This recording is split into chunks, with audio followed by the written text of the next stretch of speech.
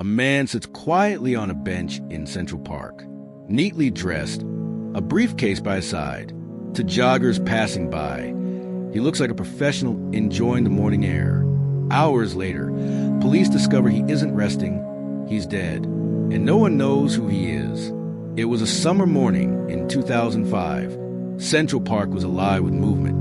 Runners pacing along winding trails, dog walkers tugging at leashes, families enjoying the early sun. But amid the energy and noise, one man sat alone, motionless, on a shaded bench. At first, joggers thought little of it. A businessman, perhaps catching a breath before heading to work. But as time passed, concern grew. When someone finally approached, the truth became undeniable. His skin was pale. His lips were discolored. This man was not asleep. He was dead. Police arrived quickly, cordoning off the scene as curious crowds gathered. The man appeared to be in his mid-40s or early 50s. He was neatly dressed in a tailored suit and polished shoes. Beside him, a briefcase rested quietly, as though he'd been waiting for a meeting that would never come. But there was something strange. He carried no wallet, no phone, no identification of any kind. Inside the briefcase, nothing. An empty shell, much like the unanswered questions surrounding his death. The medical examiner's report only deepened the mystery.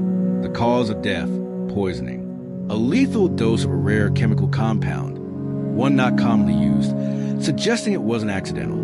It could have been ingested intentionally or slipped into his food or drink without his knowledge. But who was he? And why was he alone in Central Park? Investigators ran his fingerprints through every U.S. and international database. Nothing. No match. No criminal history. No employment records. No passport. It was as if the man had never officially existed. Even more chilling, not a single missing persons report in the city or beyond matched his description. Theories began to swirl. Some suggested suicide.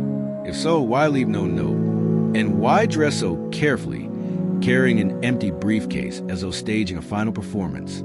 Others speculated espionage. Poisoning has long been a favored method in covert operations. Was he a spy whose cover was blown, his identity wiped from the record before anyone could trace him? Another theory painted him as a whistleblower. Could he have been on the verge of exposing powerful secrets, only to be silenced before he could speak? But one detail remained almost poetic: the setting itself. Central Park, a place brimming with life, laughter, and endless movement. Yet it is also a place of anonymity. Among millions of footsteps and faces, one man managed to vanish, not by walking away, but by dying in plain sight and leaving no name behind. For investigators, one haunting question remains. How could a man die in the heart of one of the busiest cities in the world and yet remain a complete stranger? Nearly 2 decades have passed since that morning.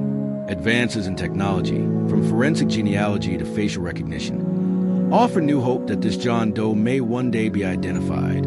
With a name, perhaps his story will finally come into focus. Until then, he remains a man on the bench. Nearly 20 years later, he still waits to be recognized.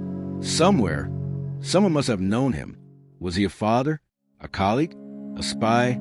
If you recognize his story, speak up, because justice delayed is justice denied.